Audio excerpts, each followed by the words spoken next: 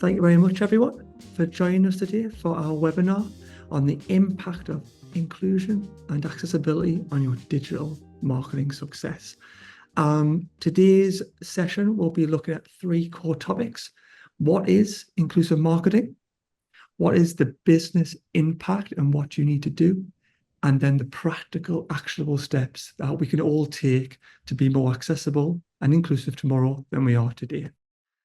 Before we dive in and meet our guests, I just want to give a quick introduction to Recite Me. Hopefully everyone already knows who we are, but just to let you know, Recite Me is a lived experience-led company through our founder, Rosalind, who has dyslexia. And the mission is, and always will be, to make the digital world accessible for everyone. And we do this in three ways. Firstly, user experience. We provide an assistive toolbar that enables anyone to customize their experience on their website through a suite of tools: color, contrast, reading aids, and translation. We also provide an accessibility checker. This is a function or a service that helps organizations build websites that are accessible to certain regulations or criteria around WCAG. And then also to bring this all together, we provide our consultancy services through auditing, documentation, and training to make sure we help you the best we can on your road towards compliance and creating a better user experience for everyone on your website. Thank you. Sorry for that shameless plug right at the start. Let's meet all our panelists. Sophie, shall we kick off with your good self? Yes, hello everybody. My name is Sophie Kang and I am the sales and marketing manager at a company called Sign Solutions. My pronouns are she, her. I am 5'4", with dark brown hair and brown eyes. And today I'm wearing a button-up cardigan.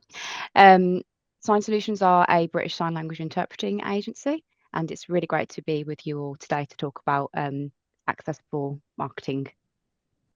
Should I hand over to David? Oh, good grief. Good morning, everybody. My name is David Chatterton. I'm the marketing director at a company called Homes for Students and a subsidiary company called Verve Life. We predominantly look after over 50,000 students in private housing, large halls every year. And the Verve Life company is a build-to-rent company where we look at people of all walks of life coming into the rental market. My pronouns are he, him. I unfortunately am somewhat older than Sophie. With grey hair, I'm a little on the slightly overweight side, and I'm wearing a black gilet at the moment, but I'm rapidly losing weight, so I'm on a push. Thank you. Great. Well, I guess I'm next. So I'm Will Asprey. I'm the global head of marketing from SourceFlow. For those that don't know SourceFlow, we build high-performing websites and marketing tools for recruitment agencies.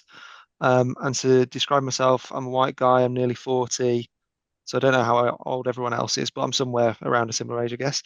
I've got a shaved head. Take that, got a bush. You take it. Good. I've got a bushy beard.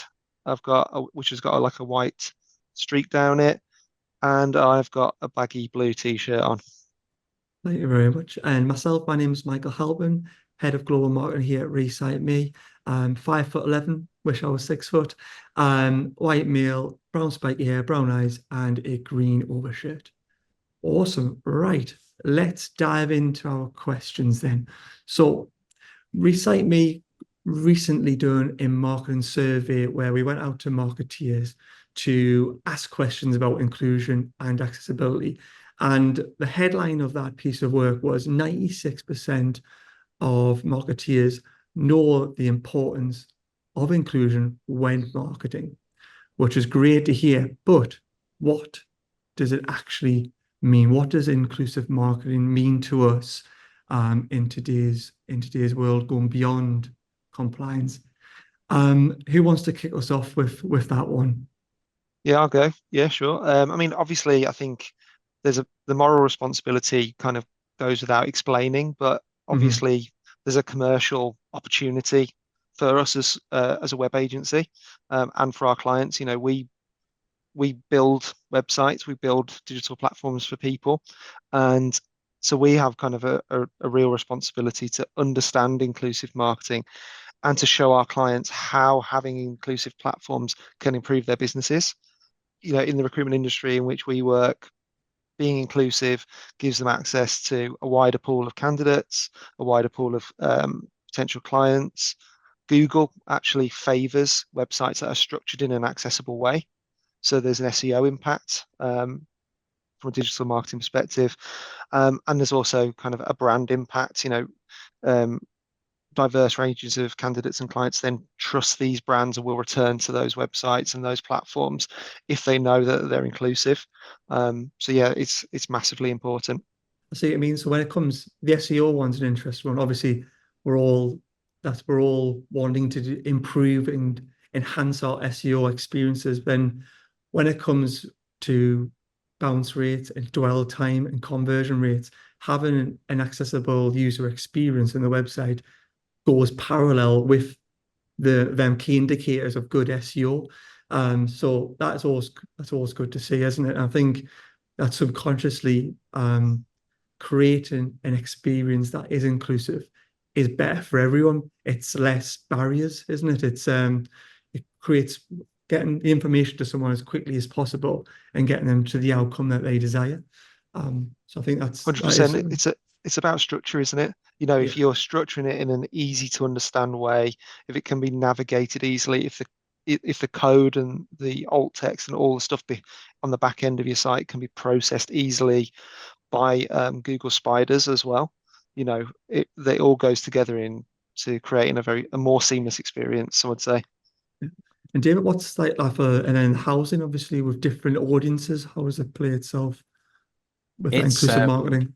it's kind of fascinating, really. I mean, we I think brought the Recite Me tool on maybe about 6 years ago, somewhere around about that time. And we were looking for two or three different sort of solutions for things at the same time. One of them was a language thing, but obviously, you know, we want to talk more about the inclusivity and diversity side of things. And to some degree, for us, whilst looking for a language tool, we discovered this, and it was a massive benefit for us because it gave we deal with students and we deal with a fairly diverse group of people in the build to rent sector, anywhere from sort of early 20s up to sort of 70s and 80s, some of our residents in some of those buildings. And what it gives us is the ability to reach people who previously we couldn't reach, and we can speak to them in ways that we need to, you know, using the tool on the website. You know, there are people who can use the focus rulers and the dyslexia fonts, and you know, opens dyslexia fonts and so on, and it allows us to ensure that commercially, you know, as Will has just said, you know, we don't sort of leave anything on the table, you know, from a commercial perspective. But in reality, what we're doing is creating an incredible customer experience, and that journey is super important to us to make sure that we give, no matter who you are or what issues you face in life, that we give you as much information and the same opportunity that everybody else gets. And I think that runs through the DNA of our company. We've got over 1,000 employees in our company, and quite clearly we have a number of people who would require access to these services within our you know, our workforce, let alone the people that we market to. We get 4 or 5 million people on our website every year, our websites, multiple. And it's so important to us that not only do we represent everybody in our workforce, but also we appeal to everybody to ensure that nobody is sort of left out. It's hugely important to us. Yeah, so I think the key thing is marketing through different forms of communication and media to the widest possible amount of people in the best way possible. So simplicity is always the best way. I saw a statistic the other day, around 61% of 18 to 34-year-olds are wanting to switch to more inclusive brands. So open up your brand to younger generations and more diverse generations through simpler, easier communication that even we'll get into it later on. Text on image backgrounds. We all see it on bus stops and advertising, but we're narrowing the focus of who we're trying to appeal to. I suppose Sophie with BSL as well. It's a massive side of it as well. So what's it like for you guys at Science Solutions? I think when you think about kind of inclusive marketing and marketing in general, it's not a one size fits all, is it? And it's constantly evolving and constantly changing. The things that you put on your website probably won't be the things that you might see on your website in 12 months' time. It's your kind of shop window, isn't it? And I think that it's really important that we create campaigns, marketing materials that resonate with different diverse audiences, so that people feel represented when they come to Science Solutions. And particularly, like personally, if I'm going to go and buy something from a certain type of brand, I want to see myself kind of represented in when I look on the website, if I'm buying a piece of clothing, that kind of thing. From working within the deaf community and understanding that I think that what happens kind of there's a cultural misunderstanding from hearing people, that because somebody's a British Sign Language user, that they're able to easily understand English and can take in written forms of communication. But when you are deaf and you have acquired sign language from birth, English is your second language. So therefore, content that you're receiving in written English can be very difficult to understand. So for us, it's really important as an organisation that we're making our content as visual and accessible as possible to our deaf service users. Just because that is a way that it's most appropriate for them to receive the information about the services that we provide. And we work with organisations to also kind of make them understand that BSL is somebody's first language, and so written English might not be an appropriate way to read a marketing campaign, for example, and video would be more ideal. I think you're right. I had a lovely conversation. The gentleman's name escapes me. Chris, who's in the audience, will be kicking himself. I can't remember his name, but an accessibility and inclusion advocate. And this gentleman was blind, and he was telling me how not everyone who is blind can read Braille. And I thought it was we're all learning this journey. I thought it was part of growing up. So a bit like BSL there. And when that is the case, how will that person interact with our marketing communications and what we're doing? So for instance, having a website that's more inclusive, that offers text-to-speech functionality or a screen reader, that's imperative to that audience. And these audiences aren't small. I think it's estimated around 16 million people in the UK. 24% now have some forms of disability, which in turn can then lead into a barrier online.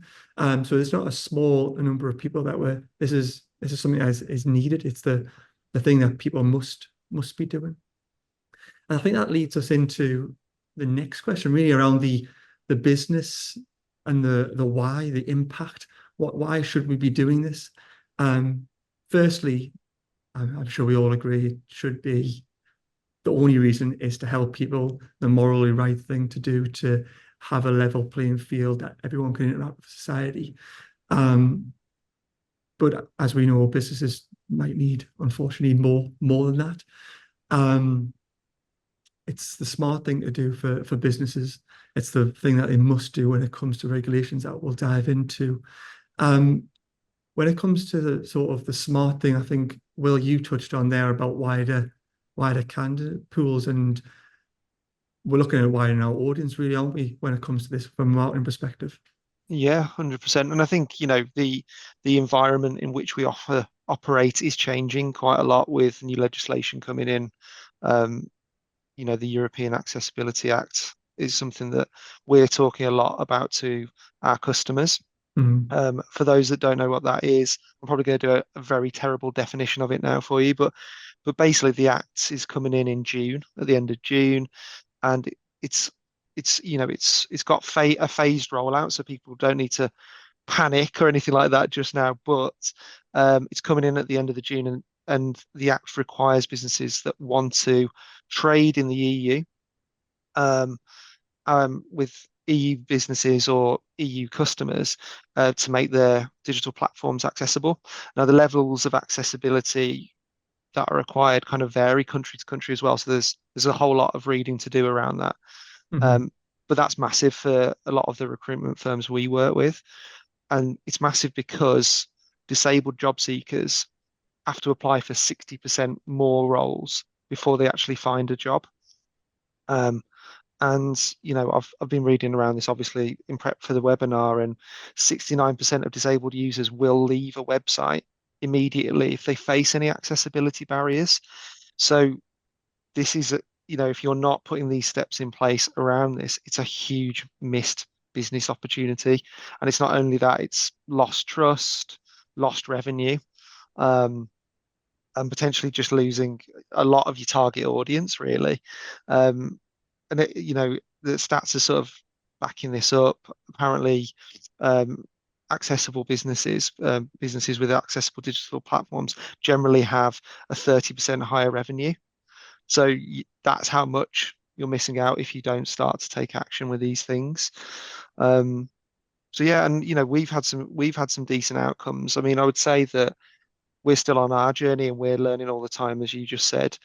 And we've started to embrace inclusive marketing and informing others about how to market inclusively as well.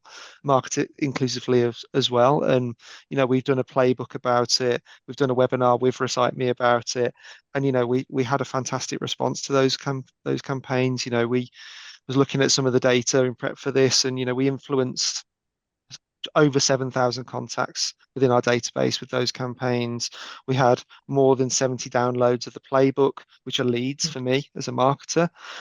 And those leads have contributed to about 72K of lifetime value back into the business. So, that's how much people care about this topic and how much businesses want to kind of be inclusive and want to understand inclusivity. So it's really, really important right now. I think you're right. Obviously we're all marketeers on this call here, and driving education awareness into conversion is vital on this topic that obviously Recite Me lives in. We are seeing the increase of our biggest buyer is marketeers. This responsibility of inclusion and looking after our websites does fall within our remit, and it is a channel or an opportunity that we need to look at and be able to action correctly for good outcomes. For the EA perspective, this is a huge hot topic at the moment. Like you said, Will, there is a phased approach. All new content posted online, it needs to be accessible after June, but then you've obviously got the secondary time in the future of historical content. So it's not as panic struck, but it does need processes in place now ready for new content. And we all look after new content. We're all chasing the SEO, the clicks, the awareness. So we're seeing that. There's a lot more information around what you were mentioning there around size of organization, turnover, what type of organization, or e-commerce being the biggest one. Also, WCAG does play its part, but it goes beyond just that. It's user experience, understanding the three forms of perceivable, operable, robust. Oh God, what's the other one? I should know this off by heart. You know it better than me, robust. mate. Yeah, Paul.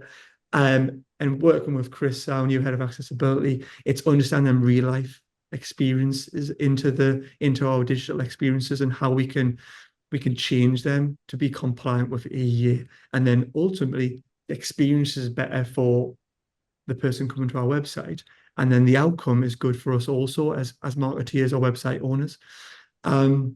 I'll just add to that actually, if that's okay. Oh, sorry, Sophie.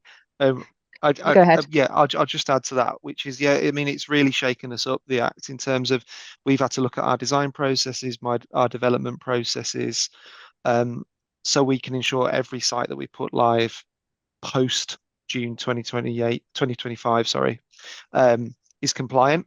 So, it really is massive. And I think, what I would say to a lot of businesses that are looking at this is probably go back to the very start of everything you do in marketing, like because you're going to have to look at your brand, and your brand impacts everything else that you do. So you work out what your brand is, make sure that's inclusive, and then that'll impact your design, that'll impact your written content, and that'll impact your digital platforms, which will then make you compliant.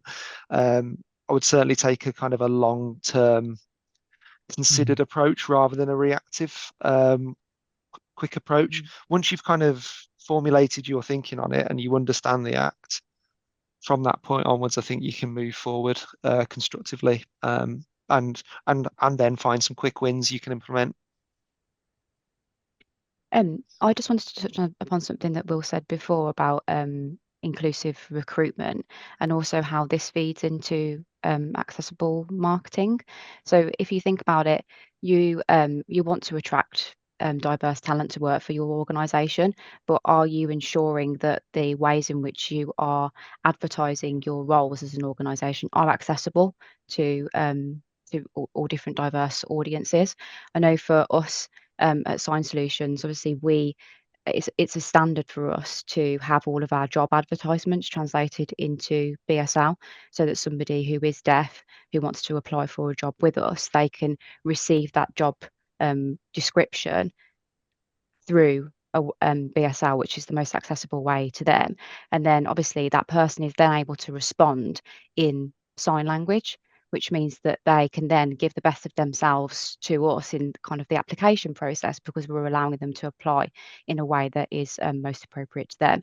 And then that kind of also, that I know this is kind of about inclusive recruitment, but it also does feed into marketing, feeds into every area of your business. So it means that you really need to be looking at what you're doing to ensure that a person within your organisation has got the most access that they can in order to do the best job they can whilst they're employed by you. And I think that really starts from where you advertise your jobs and how you advertise them to a diverse audience. I totally agree with that. I think it's getting the process that you're implementing a great thing there that I haven't actually heard of before. So I think that's a fantastic step, and I think it's working. If you want to offer that in your recruiting processes, it's working with the marketing team to make sure your job ads have got the functionality to put a video on, for example, in the first instance. So yeah, it has to go hand in hand, doesn't it? Yeah, I think that process you've described there, Sophie, and there'll be different versions of that within different businesses. The process, that an inclusive process, then gives brand reputation and brand loyalty and brand trust, and that's hugely important within today's world. We buy from places that we like. If we have a bad experience, we ain't going back as consumers. And on marketing, that's part of our job as well. You know what I mean? It's building ourselves up to be accepted and looked at correctly for a wider audience, and then showing that sort of them true colors throughout everything that we do. Myself, I'm dyslexic myself, and I remember when I was younger going to a PC World, Curry's, job application, and I had to sit in a room and do a test. That ain't good. That's no good for me.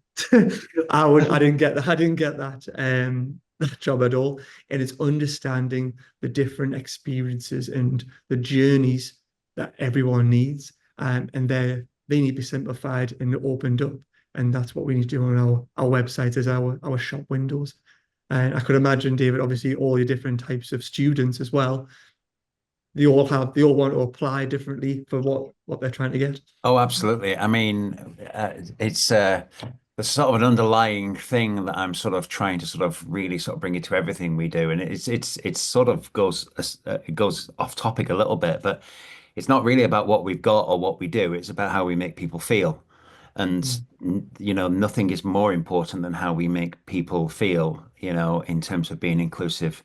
And we have people from the entire journey. So people start their digital journey. They look online. They may even book online, but then they move in, and they're looking for reassurance that we're going to deliver on the things that we say. And the 40,000 students that are living with us this year, we don't actually have that many people in our buildings that request accessible studios in real numbers. It's relative, very small in truth, but that doesn't mean that some people don't don't require certain things. So we do offer things like accessible check-ins to, some people, neurodiverse or people with disabilities may have issues standing in a queue at check-in weekend on a Saturday in September, and they might not want the hustle and bustle of that. So it's important to us to market to those people up front that we can do these things for you and we can help.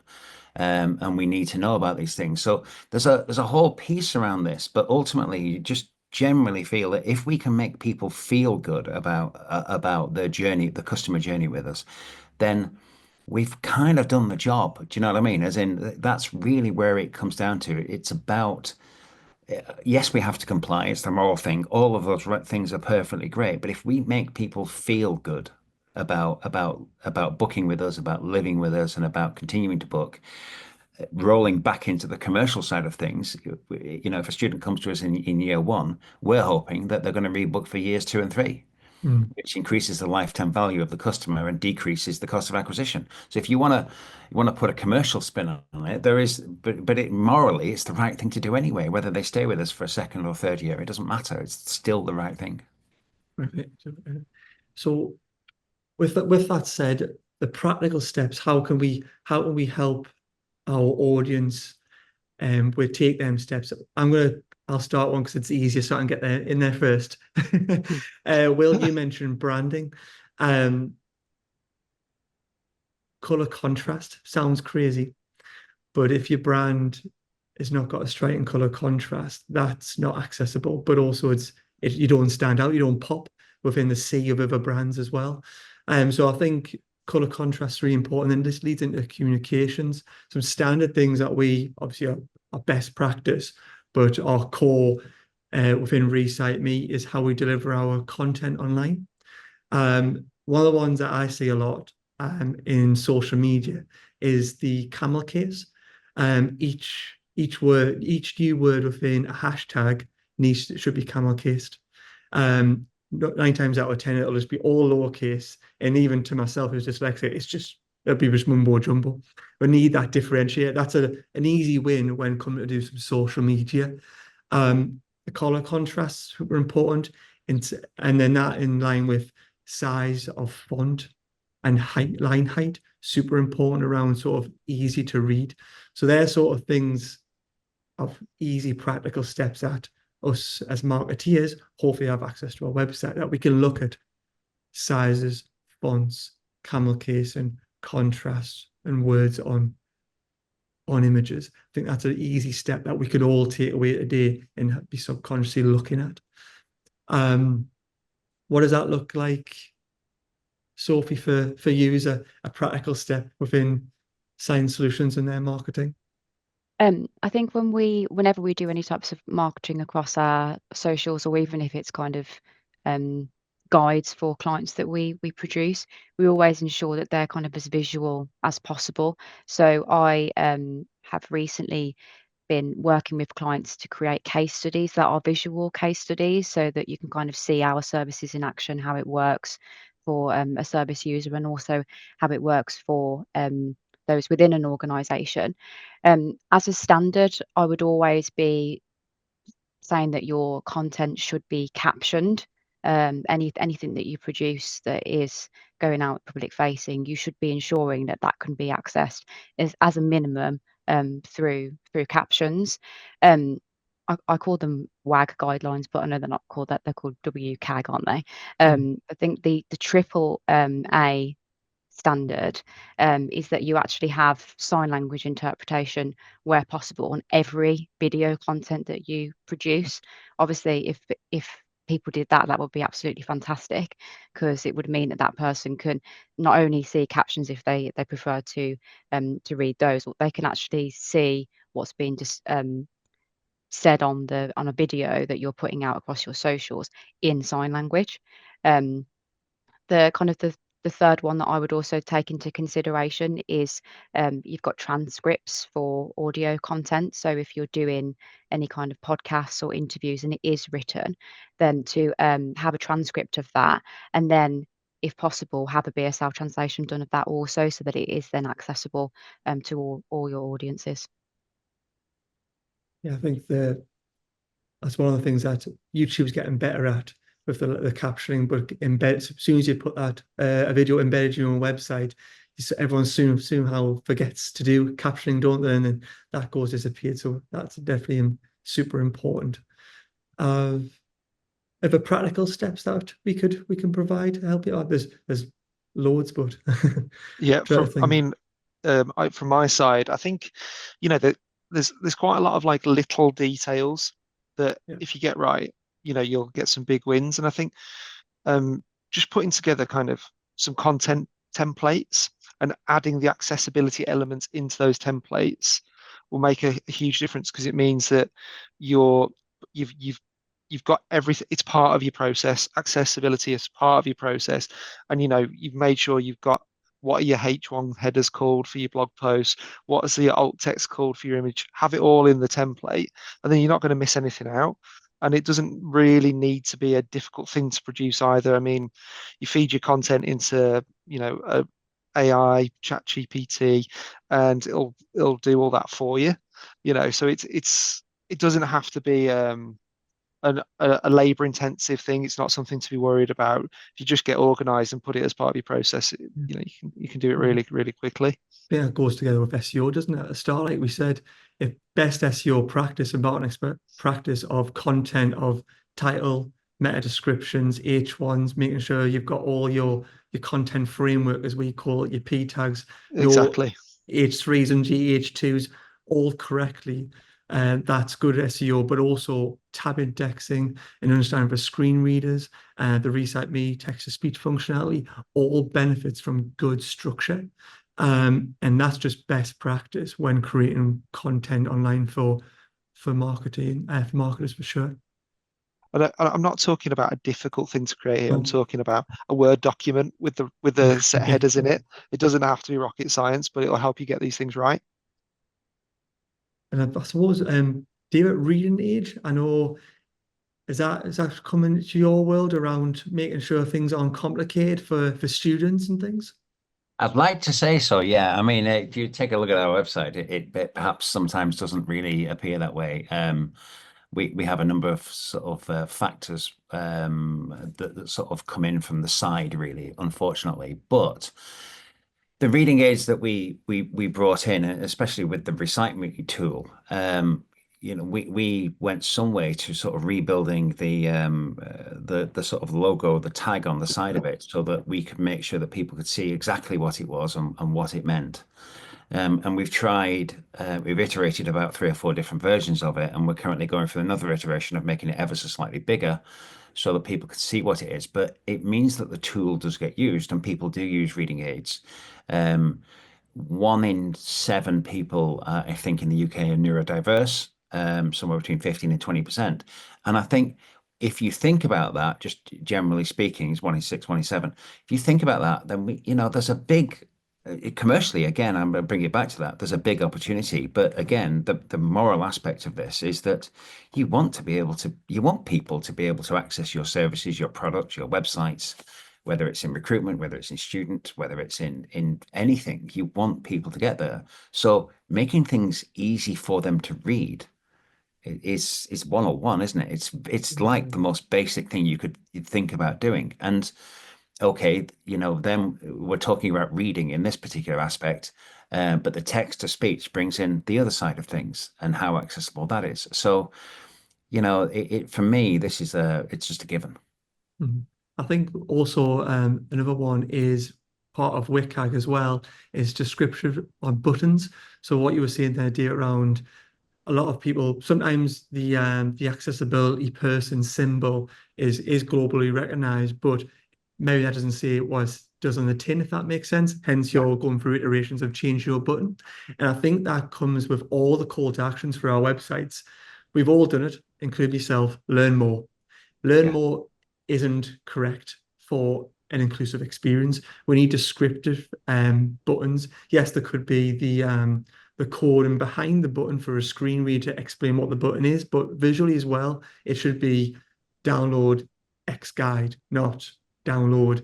We need to be more descriptive of our buttons. So all these user experience enhancements, which are marketing led and better for everyone, play perfectly into the accessibility and the user experience of what we need to do against WCAG, which I think all the examples there we've shown play into WCAG subconsciously, just because we're trying to do a better job of marketing to a wider audience. Yeah. So I read a stat, like Will, I was doing some reading for this, but I read a stat that was something like 50%. The average basket abandonment rate amongst disabled users is 50% higher than it is for the rest of the population. And that simply is down to the fact that buttons don't describe what they do. It's you're going through an e-commerce process. People abandon it much higher. I genuinely couldn't give you the stat for our website, but I wish I could actually. But in real terms, that's a significant statistic when you think about that. And so it makes it so much more imperative to ensure that buttons have the right descriptors, the right alt text, for to be read out. It's imperative. Yeah, I think when you look at going back to a little bit of the business benefit of it, but the purple pound, Mike and Charlene over at Purple Group that we're very close with, they did some research and it's around 274 billion is the annual spend of people with disabilities and their families. And then if you couple that with the click away pound, which looks at 7 in 10 people click away from inaccessible websites, or 83%, I think it's 83% of people only shop at accessible websites where they know, go back to that brand trust. This shows you that it's a bigger thing, that a bigger audience or a bigger opportunity for businesses that we should embrace. And it doesn't have to be difficult. I think we've mentioned a few things that as marketeers there and practical steps that we can do. It can go more complicated for sure, but definitely something that we can all look at to make ourselves more I think accessible. one last thing on that, Michael, as well, is that from Gen Z's perspective, which is predominantly most of my audience, Yes. they are so much more attuned to this, and something like about 3/4 of people are more likely to go with a brand that incorporates this at its core in terms of through everything it does. So, again, morally and commercially, the two things come together. It makes absolute sense. I agree. I'm looking at conscious of time. We've been talking for 40 minutes already. So what I want to do is try and give a takeaway for all our audiences. We've spoke about some practical steps that people can take. And we've also talked about the business benefits of inclusive marketing. Before we go to the Q&A, should we have a little look at a takeaway that everyone could share with the audience? Sophie, I should go for you. Your takeaway first. I think it's just a process of constantly learning, isn't it, and evolving, and listening to your colleagues, listening to your service users as to how you can always ensure that you are keeping up with inclusive marketing. I just wanted to mention, and people don't mind this, Michael, but we've worked with Recite Me now for 3 years, and from our kind of collaboration with each other, we've launched a BSL icon as part of the toolbar, which is something that no other organisation is kind of doing, and it's meaning that online content can now be accessible to BSL users through the Recite Me toolbar, which is something that we launched at the start of this year, and we have had loads of different feedback from different clients that we've demonstrated this feature to, and we recognise that to begin with, it's like anything that new kind of feature that you come up with, it needs tweaks and its changes, but this is what is helping to evolve the next step of how the toolbar can become more inclusive for a different audience. So that's kind of something that I would be kind of encouraging, is to maybe have a look at the Sign Solutions website to see how it works for us. But if you want to incorporate that within the Recite Me toolbar, that is now an option. But for me and within our marketing team, it's all about constantly learning, constantly taking lived experience, and how we can then apply that to how we market our services.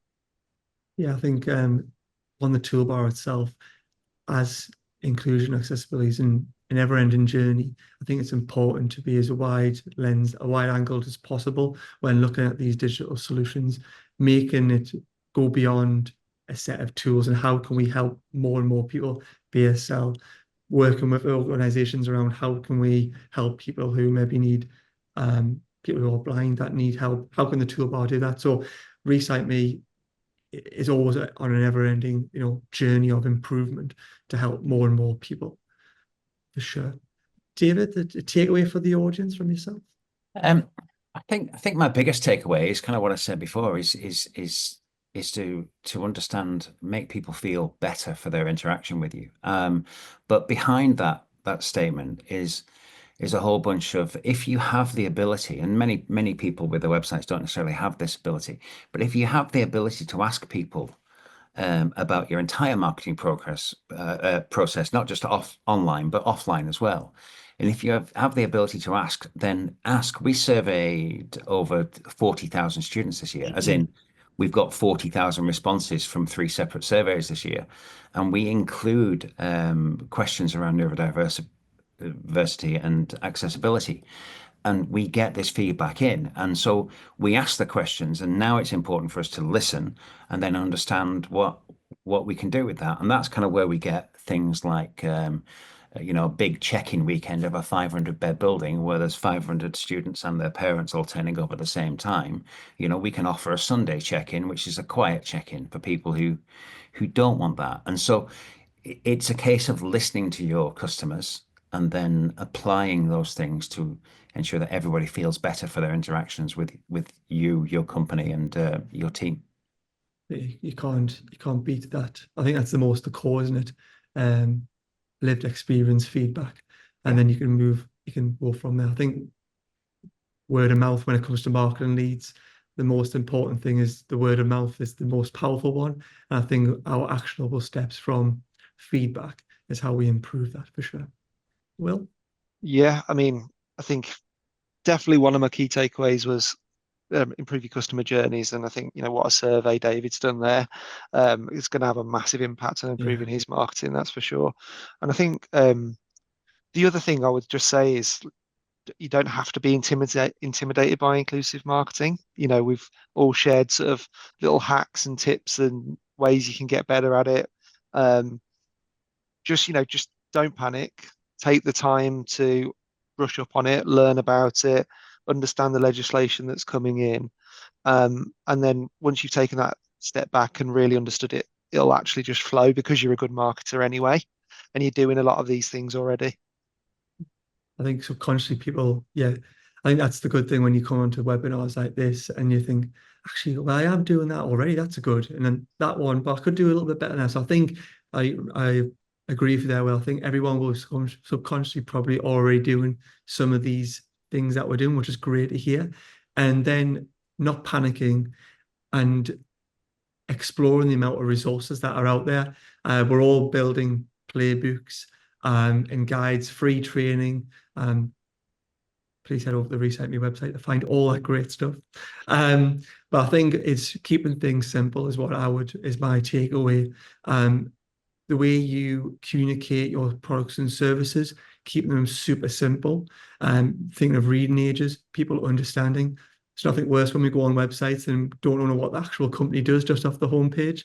And then making sure that, color contrast, font sizes, all them sort of key easy things that straight away is going to get your brand understood and seen. I think super important. Okie dokie. Do we have any questions from the audience? Okay, I'm not very familiar with reading age. Could you explain what it is and share some simple ways I can start using it to make my content more inclusive? Yes, of course. So a reading age, I'm not massively myself, I don't know if anyone else is, but the average reading age in the UK is age 9. And I'm not too sure how they determined what a piece of content, what the reading age, obviously it's around its complexity, but the average reading age is age 9. So we, on the toolbar, we do have a simplified content and a reading age sort of feature, which takes the content, pushes it through AI, and rewrites it in more simpler terms. Of course, there's our finance organizations and other sort of organizations that have sensitive information, or they don't have that feature enabled, of course, because it's needed. But it's an understanding, like I said, around explaining your products and services in a more simpler, easy to understand way. And openly honest. You could just go to ChatGPT, ask it what it is, ask it to rewrite it, and making sure it's got that same sentiment and the message that you want to come across. But you'll see how it's narrowed down and more focused, so it's easier to understand. So reading age is how complex your content is. The average reading age in the UK is 9, and you can use AI or the Recite Me toolbar to be able to reformat that content so it's easy to be able to digest for a wider range of people. That goes back to some original SEO tools used to offer a Fleisch reading scale, I think it was called. I remember it back in the day when I first started out in marketing. The SEO Yoast tool used to do that. It'll just tell you how simple or complicated your copy is and how that will impact your SEO. So it kind of goes back to what we were saying earlier as well about it's, just good marketing is, work out how is your design going to communicate what you want to tell people? Is your copy off-putting by how dense it is? If you simplify it down and make it more digestible, it's going to just make it more digestible to everybody. Yeah. One of the things that I find with being dyslexic is I love when people do a soundbite at the top of the content state and it's just a bullet point, all the key facts of it. And then I can see, because if I'm overwhelmed with just paragraphs and paragraphs of text, I'm just sort of straight away, I'm like, oh goodness, here we go. But if I've got that sort of the H2s, the H3s, the bullet points at the top, that's super digestible for me to absorb that information, and I'm more willing to read on. So it's also from a design perspective, how do we design our content to be easy to digestible as well? Boxing certain things up, using the right color contrast. It makes it bitty, as a layman's term. You can sort of, your eyes go and move down the page effortlessly. And that also helps with reading and taking on information as well. Funny, Michael, just to chip in there, something you've just said that's just triggered an amusing sort of thought in my brain. I've just written a book about marketing, a shameless plug, but I'm not going to mention it. But what I did was I came up with the idea of starting each chapter with a too long didn't read section, just TLDR. Basically, it starts with like a page and a half of just bullet points of what's coming in the chapter. So you could just skip through. And then what I did in the appendix, the end of it, I actually put them all together in appendix 1, 2, or 3, whatever it was. So all the chapters, you could literally almost like skim read the book at the end of it. And so to some degree, if you take that away and then bring that into sort of concept of what we're talking about here, I think it would work quite well for people. No, I would read the end of the book then. Yeah. No, I'm just joking. I would read it all. I'm only joking.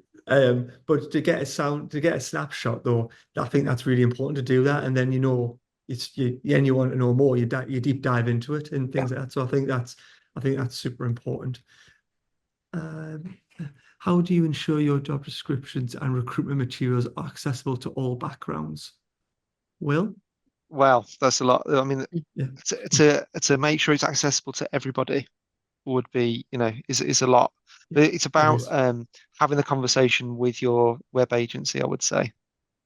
So, because we obviously will design and build those pages for you, and that is a template for you. So it's having the fields within that template for you to then populate each time, or for your consultants to populate each time. So it'd be about working with your web agency to produce that. And if you're kind of, again, plugging in tools like Recite Me, and with the tools that Sophie suggested, then if that's the approach you would like to take, then you can make it the process that you'll do every time. Yeah. I think I've seen before as well as choice. So the choice of how to communicate, either uploading PDFs, as you could imagine, but also uploading or sharing videos. So people actually videoing themselves because they can articulate themselves through speech better than words, and how they, how they can perform, or the evidence based of their performance against the criteria of the job. So I think choice is good. I know we have an MP3 function on the toolbar. I don't know if anyone uses it as much as they should, because I'm an advocate of it, because I think you can have a job description, use the Recite Me toolbar to highlight it all, download the PDF file, then re-upload that at the top of the job description so someone can click it and they can hear, or they can download it and then listen to the job description on the way to the interview. And it's just, I think it's choice on how someone can absorb the content of the job description, and then also then feedback their evidence of them skills of how they are the right for the role. It's a great idea. I think, I'd say what I would do is I'd look at the kind of candidates and the challenges they experience that you have. And again, work with your agency, work with someone like Recite Me, and they can put together a group of these solutions for you. I think obviously looking at the chat function as well, Chris has shared, I think lived experience, like David mentioned right at the start, getting the feedback from lived experiences is the most important thing. We talked about morally, it's the right thing to do, and to be able to do that correctly is to get lived experiences feedback, and then how do we implement that in everything that we do, recruitment, marketing, and beyond, into processes, into the business. And without that two-way conversation and that feedback, I don't think we're going to be able to make the right choices. We're just going to be making it up as we go along this year, as we could say. David, Samantha would like to know what the book's called, please. It's called the Star Framework, but the version of it I did is called Star Marketing, and it's just a new way of looking at marketing. That's all. But I've sort of got 3 versions of things. I've been working on it for about a year, backwards and forwards. So yeah, there you go. Thank you very much. Slightly reluctantly owning up to that one at the moment. Thank you. You should be putting your Amazon link in the chat there. I'm not that mercenary if people want to find it. Well, I suppose I should be, shouldn't I? To be inclusive, but it's just there. It's the concept. I've only actually done that in one of the 3 sort of things I've done, but I was quite proud of myself when I'd done it, because I thought it was quite a good way of helping people, sort of, rather than go through mountains of text. I think Will said something like that before. You lots of blocks of text, which obviously I wanted, but the too long didn't read bit. ChatGPT gave me a hand with that. It's like, summarize that, please. Oh yeah, that's perfect. That'll do. So again, using all the tools available to us, I think works well. I agree. So we mentioned about so the tools available and content to help us. As we see our goodbyes and thank yous, I just want to leave, I hope everyone can see that on the screen now. Just a few little resources there. We will share this within the emails that follow up from us all. But we've got an inclusive communications guide, the report that I mentioned throughout the conversation, and then a guide to the EEA there. If you just want to scan the code, or they'll be in the emails that will follow up as well. So I hope everyone has enjoyed today's webinar and got some value and some action points on how we can improve our marketing. Massive thank you to David, Sophie and Will for joining us, and our BSL interpreters. I hope everyone has a fantastic day, and it's going to be a nice sunny week, and everyone take care. Thank you. Thank you, everyone.